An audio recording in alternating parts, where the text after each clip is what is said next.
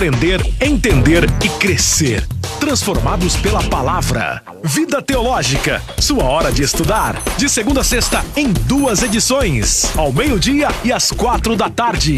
A palavra de Deus de um jeito simples, direto e descomplicado. Vida Teológica, você só tem aqui.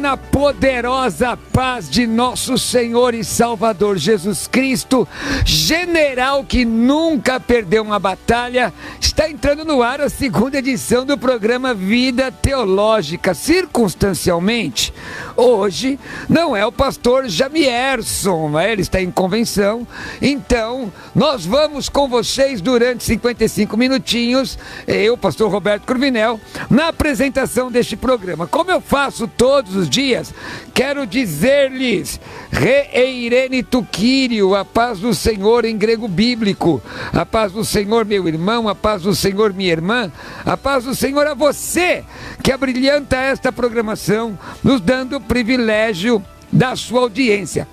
Ione Borges já está incansavelmente trabalhando, ela já sabe o que eu vou dizer, né? Compartilha para mim. Nós estamos na live através da Teológica Vida no Instagram. Olha, no Instagram eu quero desafiar a você a, mais uma vez, continuar conosco na Teológica Vida. Tá ajustando, calma, tá ajustando, porque fizemos muitas horas de programa hoje, mas tá ajustando aqui, ó, Teológica Vida aqui comigo, Teológica Vida aqui comigo, à minha esquerda, no Instagram, e através do Facebook, aqui à minha direita. Você pode compartilhar agora. Desafio o irmão, desafio a irmã a compartilhar. Eu gostaria de ter pelo menos na live de hoje, pelo menos umas 120 pessoas na live de hoje, 120 pessoas. Muito bom poder compartilhar com vocês, muito bom tê-los aqui nesta tarde abençoada.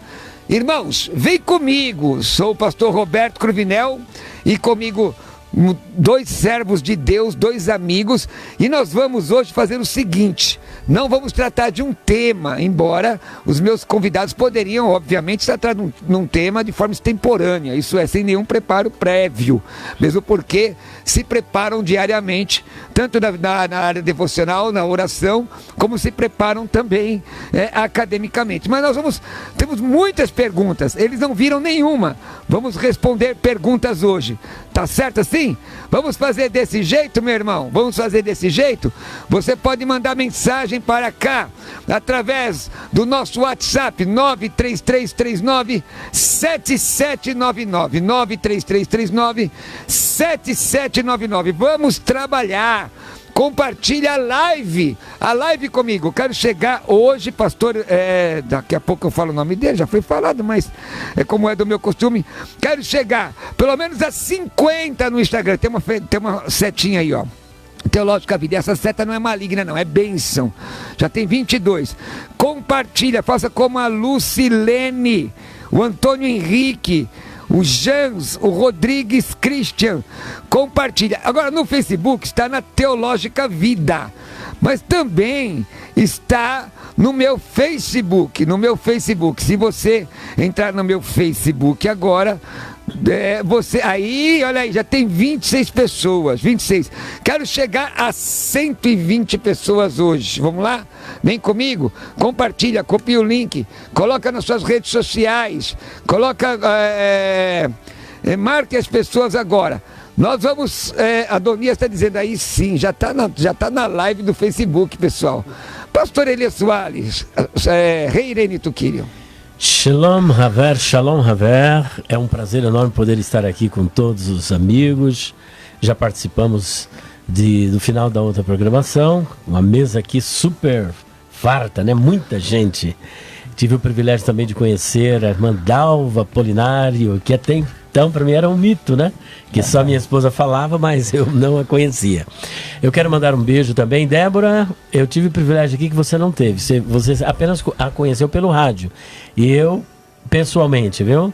Um beijo para você, um beijo para Abigail e um beijo para o Davi. Um abraço para todos os irmãos na sintonia desta programação. Ô pastor, você tem muita gente no seu Facebook, compartilha a live agora. Então, é que estou gravando para o YouTube. Irmão, você tem que ter tudo. Mas é simples, depois eu posso fazer o compartilhamento. Mas é que eu quero ver chegar a 120 pessoas agora assistindo aqui, mas tá bom. Tudo bem.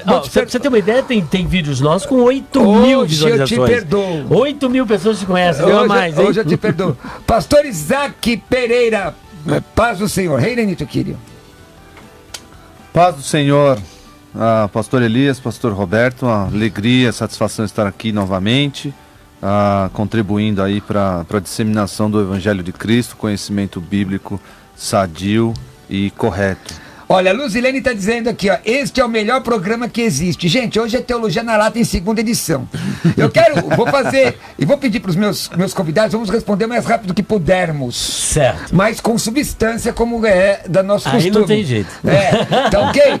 Pega papel e caneta, anota o que os nossos convidados estão dizendo, porque daqui a pouco eu quero falar para você como você pode investir na sua vida aprendendo a palavra de Deus. Olha, pastor Elias Soares, a Vera pergunta, por que só o filho caçula de Noé foi amaldiçoado se todos viram a sua nudez? Então, inclusive eu gravei um programa, ou melhor, gravei um vídeo, né? No YouTube eu tenho toda a explicação ali, que eu estou agora fazendo um comentário da revista da Escola Dominical. Só corrigindo, irmã Vera, o filho de Noé não foi amaldiçoado. Quando se diz assim, viu que o seu filho menor lhe fizera, filho menor, se você analisar na cultura judaica, o primogênito, aquele mais importante, ele vinha primeiro. Então você analisa que sempre quando é feita alusão aos filhos de Noé, está assim, ó, Shem, Ham e Yafet, ou seja, Sem, Cam e Jafé. Se nós formos levar em consideração qual é o mais novo seria Jafé. Só que nós sabemos, pelo texto de Gênesis capítulo 9, que Jafé não viu a nudez do seu pai, muito pelo contrário. Jafé, juntamente com Sem, cobriram a nudez do pai. Logo, quem viu a nudez do pai foi o filho do meio. Se ele, então, está fazendo uma alusão ao filho mais moço, essa expressão filho mais moço, no hebraico, na verdade, é Beno Hakatam. Beno Hakatam significa o filho mais moço, mas num sentido pejorativo, de alguém que é vil, de alguém que é reprovável, de alguém que é execrável. E no caso, por exemplo, você vai ver que a maldição não recai nem sobre Ham, nem sobre Jafé e nem sobre Sem. Recai sobre Canaã.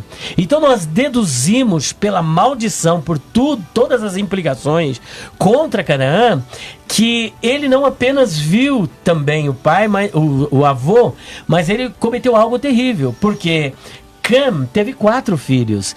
O primeiro chamava-se Mizraim, Cushi, Mizraim, Put e Canaã. Canaã era o mais novo. Então, se eu for explicar tudo aqui, existe toda uma questão também da cultura e da tradição judaica. Por exemplo, Jesus é chamado de filho de Davi, quando na verdade ele é um descendente de 1000 anos de distância. Então ele teve 4 filhos, e o mais novo de Ram é justamente o Canaã. E Canaã é amaldiçoado com toda a sua descendência. E do meio daquela descendência, Deus tira um homem para ser o tipo de Jesus Cristo chamado Melquisedeque.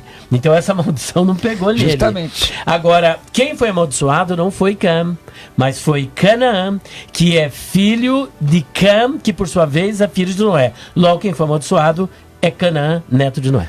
A Edna pergunta, pastor Isaac, por que Deus endureceu o coração de Faraó? A Escritura responde essa pergunta em Romanos 9, versículo 17, dizendo assim: porque a Escritura diz a Faraó, para isso mesmo te levantei, para mostrar em ti o meu poder e para que o meu nome seja anunciado por toda a terra. Ele está citando, o autor bíblico, o apóstolo Paulo está citando o Êxodo 9, 16, e termina a sua explicação dizendo: logo ele tem misericórdia de quem quer e também endurece a quem lhe apraz. Esse capítulo vai mostrar que Deus endurece corações e os amolece ou os os torna propícios à sua vontade, ao seu chamado, da forma como Deus quer, da sua forma soberana de agir, inclusive na vontade humana. Maravilha, quer dizer, a soberania do homem, embora aos que creem no livre-arbítrio, como o pastor Elias crê, eu também tem creio. Uma leitura diferente dessa explicação. Mas a soberania de Deus é superior a qualquer arbítrio ou qualquer questão que envolva isso, a vontade diretiva de Deus, isso é uma realidade. A vontade de Deus não se submete à vontade de mais ninguém, né? Vamos lá, o Wesley pergunta, pastor Elias, onde está o Jardim do Éden? Bom, alguns pensam que o Jardim do Éden está no céu, né? O Jardim do Éden é um jardim literal, com árvores, planta e tudo mais.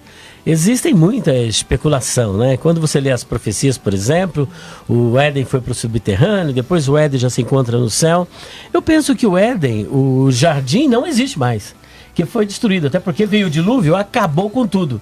Então, se existia um jardim, ele realmente existia e deixou de existir. Isso é citado em outros textos, uma questão tipológica. É mais figurativa do que literal, né? Porque o dilúvio devastou tudo, acabou com tudo. Muito bem. Agora, existem outras questões com relação à região do Éden, isso já é uma outra pergunta. Está lá já na Mesopotâmia, né? Lá naquela região. Mesopotâmia vem de meso, entre Potamos, rio, entre rios. O Flávio pergunta, pastor Isaac, o que o senhor acha do neopentecostalismo? Quem segue as doutrinas está arriscando a sua salvação? Bom, como aqui é teologia na lata... É na lata. Hoje é rápido. E ele perguntou o que eu acho do neopentecostalismo. Eu acho que o neopentecostalismo deveria acabar. Porque utiliza de expediente escravizante de pessoas, utiliza de expedientes não bíblicos, não ensina a doutrina bíblica do Senhor. Pelo contrário, cria-se aí toda um misticismo em torno da palavra, como nós falamos aqui no programa passado.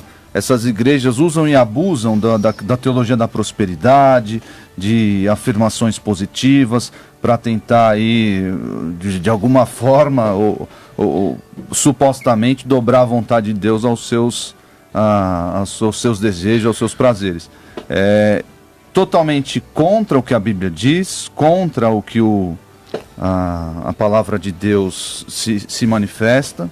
Eu acho que o neopentecostalismo, no modo que está caminhando, para onde está indo, deveria acabar, porque não reflete a doutrina sadia cristã, a sã doutrina, não reflete o que está na palavra em muitos de seus aspectos.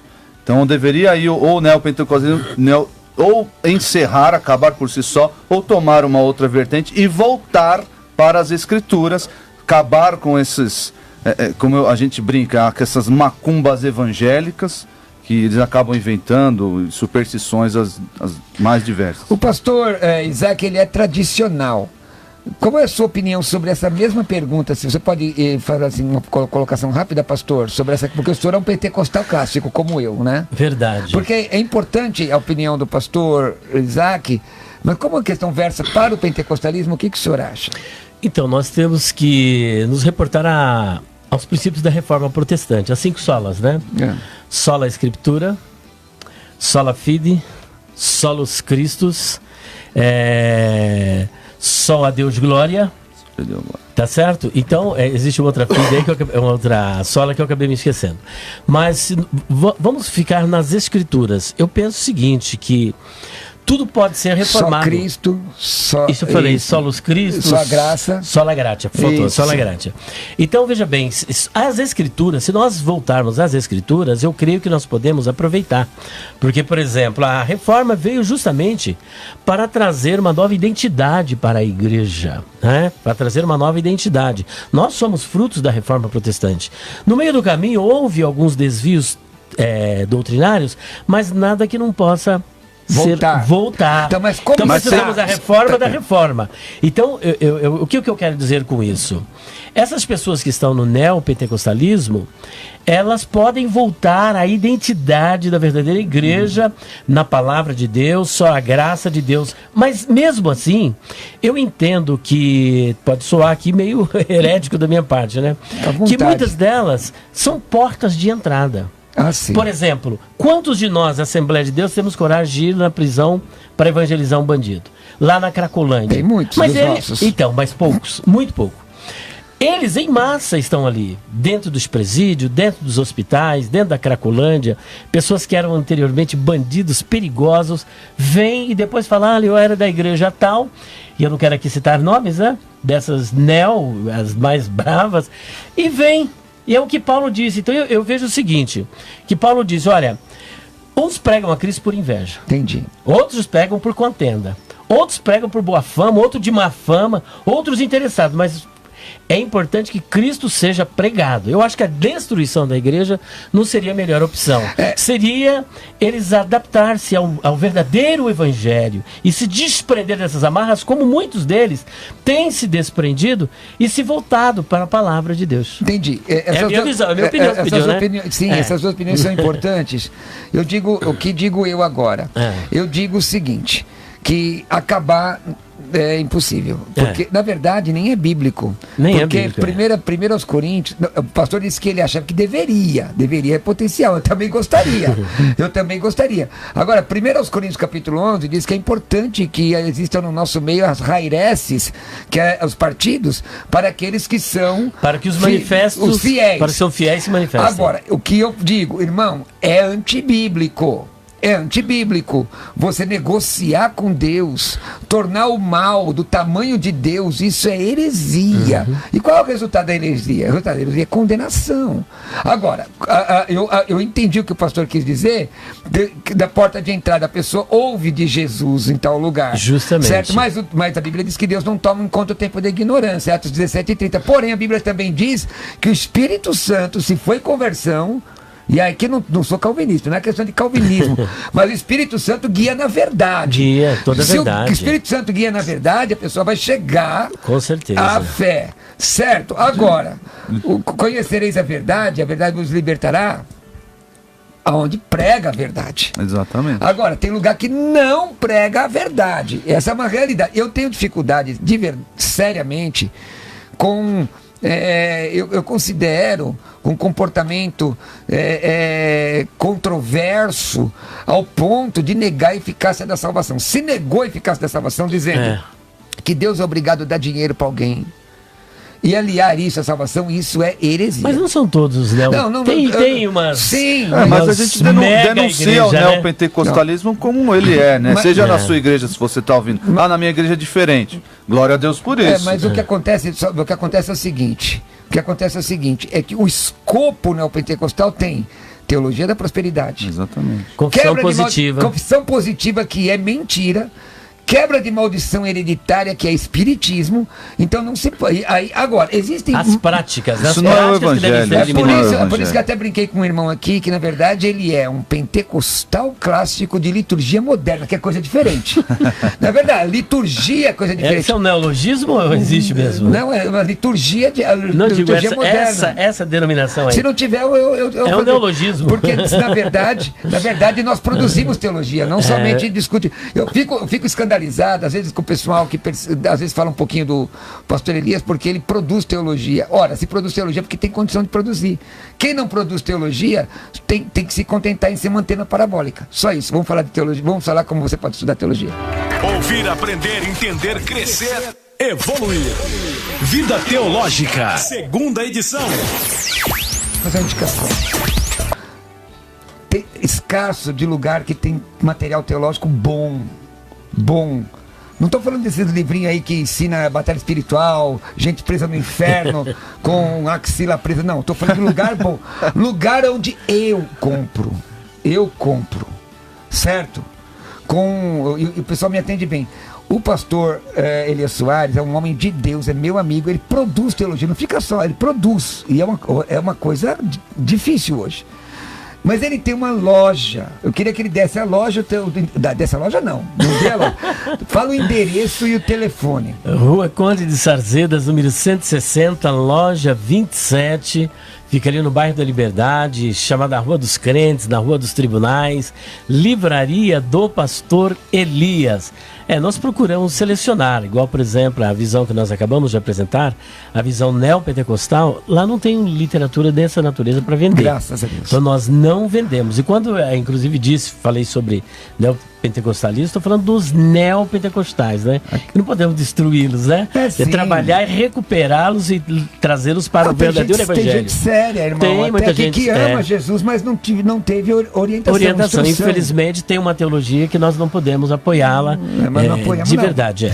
E eu, inclusive, não vendo nenhuma. Por exemplo, eu perco muito dinheiro, mas não perco os princípios. Então eu não vendo. Convicção é o que nos sustenta. Entendeu? Então, se alguém quiser, Rua Conde Sarzedas, número 160, loja 27, no bairro da Liberdade. Você pode estar ligando. Agora não tem ninguém, porque minha filha também veio para cá. Mas o telefone é 94626-3000. 94626-3000. Pode falar comigo. E se você quiser também, pode entrar no nosso canal no YouTube. Isso era pro final, né? Era pro final? Então agora, tá bom, agora vai. PR Elias Soares Oficial. Tá PR bom. Elias Soares Oficial, mais de 56 mil inscritos. Tá bom. Então, olha, você quiser entrar no meu canal, é Pastor Roberto Cruvinel, tá? Pastor Roberto, tem muita coisa lá. Agora deixa eu falar um negócio legal que eu coloquei hoje. Um irmão que quis comprar meu kit de escatologia, me pediu para mandar um pedacinho. Então eu mandei, na verdade eu gravei do celular no computador, né? Olha aí. A introdução do segundo DVD de escatologia. Eu tenho um kit que são 3 DVDs de escatologia. Muita gente quer. Irmãos, eu falo sobre o que é arrebatamento, harpados, a grande tribulação, 70 semanas de Daniel, milênio, uma visão pré-tribulacional, pré-tribulacionista, pré-milenista. O que é dispensacionalismo? São 3 DVDs de escatologia. Também são um DVD de interpretação bíblica com 3 horas e meia de estudo. É tempo. 3 horas e meia de estudo. E este livro, A Vida da Igreja. Você quer adquirir esse kit? Presta atenção. O meu WhatsApp, não é para pergunta, é para adquirir o kit ou me convidar. 11 967 66 5787. De novo, 11 967 66 5787. Vou repetir. Olha, você recebe esse livro, um DVD triplo de escatologia e um DVD de interpretação bíblica com 3 horas e meia de estudo. É muita coisa. Então, quer adquirir esse kit? Eu mando para você por Sedex 967665787. Manda uma mensagem pelo WhatsApp 967665787. Vamos lá, vamos trabalhar? Pastor, quem é que responde agora de vocês dois? Tanto faz, pode passar para ele. Eu finalizei. Ele tem a preeminência. Porque ele é mais velho. Tereza, onde ficam as pessoas depois que morrem? Muito bem, você está tratando de um tema da escatologia que é conhecido como estado intermediário. O Falou escatologia, merchan. Compra meus 3 DVDs de escatologia. 967665787. Só porque você falou. Sabe o que eu falei, né? Então, o estado intermediário é um lapso temporal entre a morte e a ressurreição. A grande pergunta é: a alma é imortal? Nós defendemos que a alma é imortal. Bom, se ela é imortal, quando a pessoa morre, para onde vai a alma? Visto que Jesus disse em Mateus 10, versículo 28, não temais os que matam o corpo, mas não podem matar a alma. Se não pode matar a alma, significa que a alma sobrevive à morte do corpo. Se ela sobrevive à morte do corpo, a alma do justo para onde vai? Até onde sabemos, é para onde Jesus disse ali em Lucas capítulo 23, versículo 43, quando o ex-ladrão da cruz, chamado pela tradição como Dimas, disse: Senhor, lembra-te de mim quando vieres no teu reino. A resposta de Jesus: hoje estarás comigo no paraíso. Se lermos, por exemplo, 2 Coríntios, capítulo 12, versículos 1 a 4, o paraíso está no terceiro céu. E a alma do ímpio vai para o inferno, de acordo com Lucas, capítulo 16, versículos 19 a 31. Que eu já estou pedindo para o pastor acelerado. Elias. Pastor Elias olha para mim e fala: poxa, pastor, mas tem que ser acelerado hoje. Aí você me quebra. Não, mas eu quero te abençoar também. Se o pessoal quiser saber mais, vai lá na tua loja, não é? Faz o curso com a gente. Pastor, Isaac, o Newton, quem são os desigrejados e quais as suas doutrinas? Os desigrejados são hipócritas reclamando de hipócritas.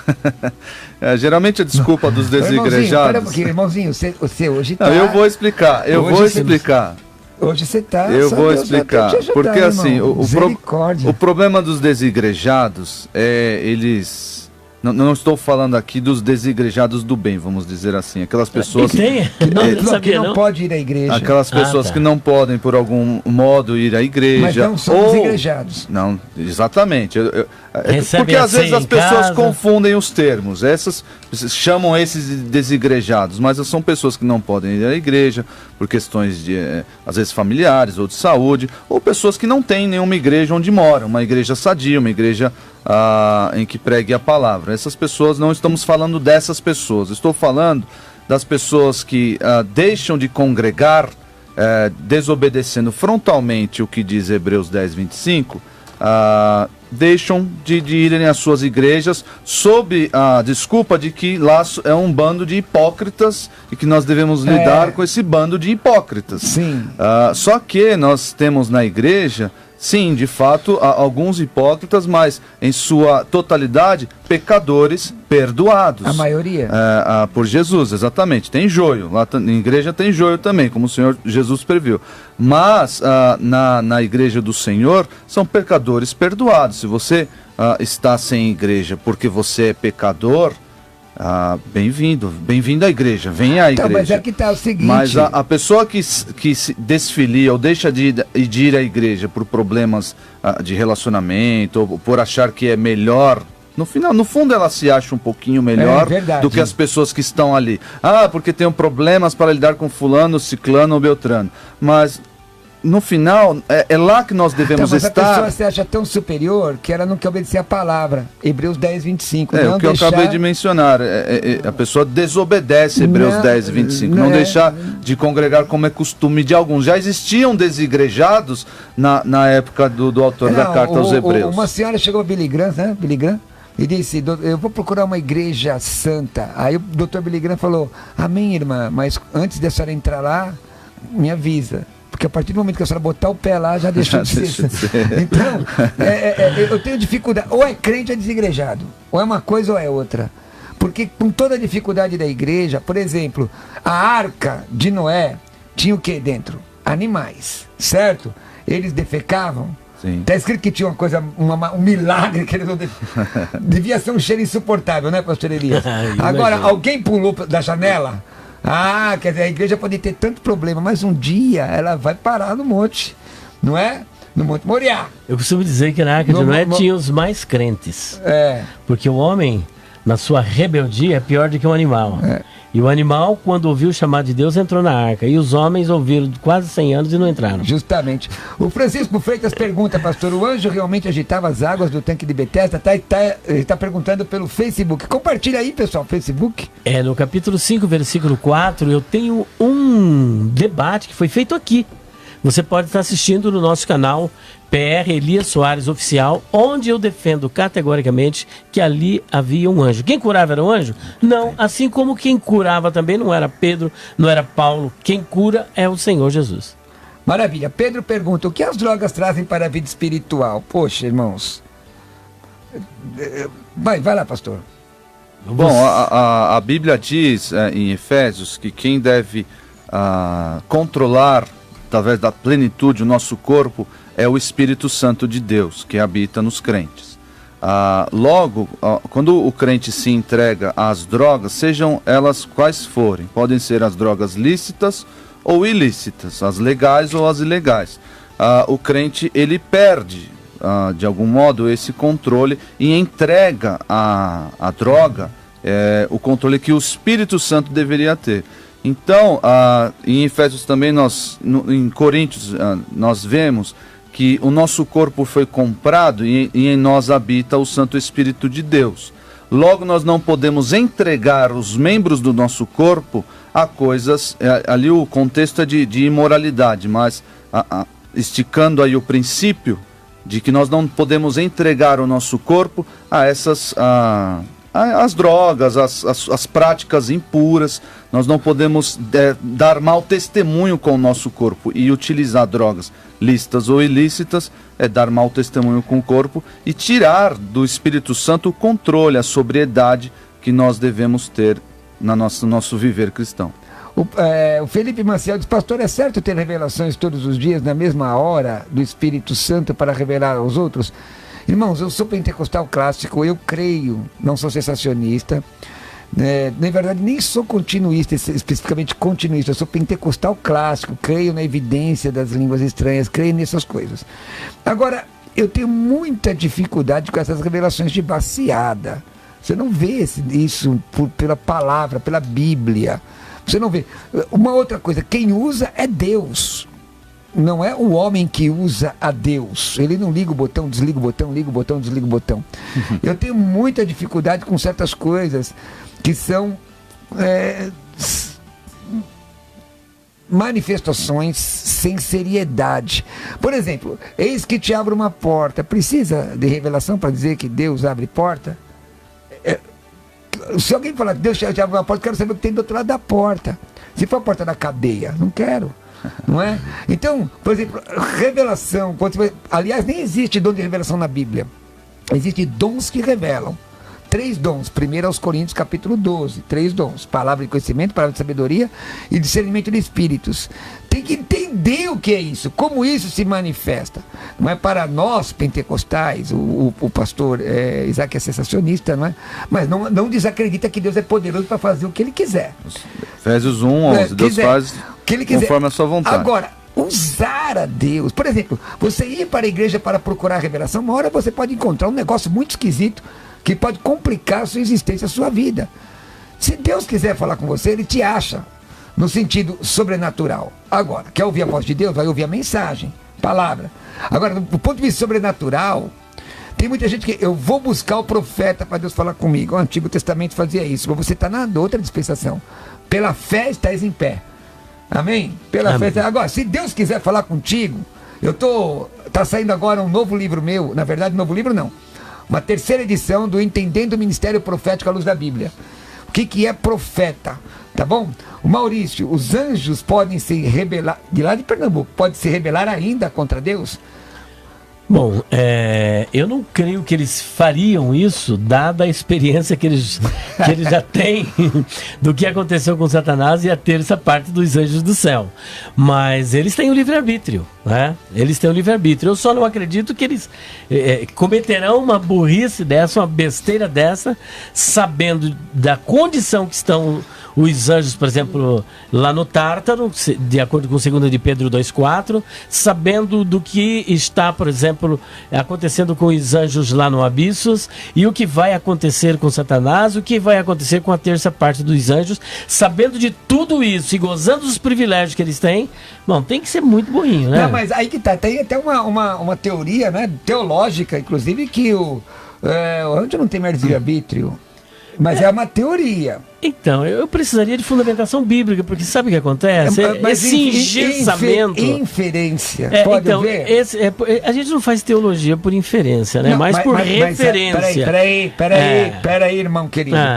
Existem questões que você pode inferir sim com relação à hermenêutica, mas esse caso específico admite a inferência? Eu penso o seguinte, que eu preciso de um texto para dizer que eles não têm mais livre-arbítrio. Baseado em quê? Que inferência, por exemplo? Por exemplo, agora, dizendo que Satanás não tem possibilidade de ser salvo, como tem livro que diz que pode ser, aí tem, porque já está vaticinado que ele está condenado, certo?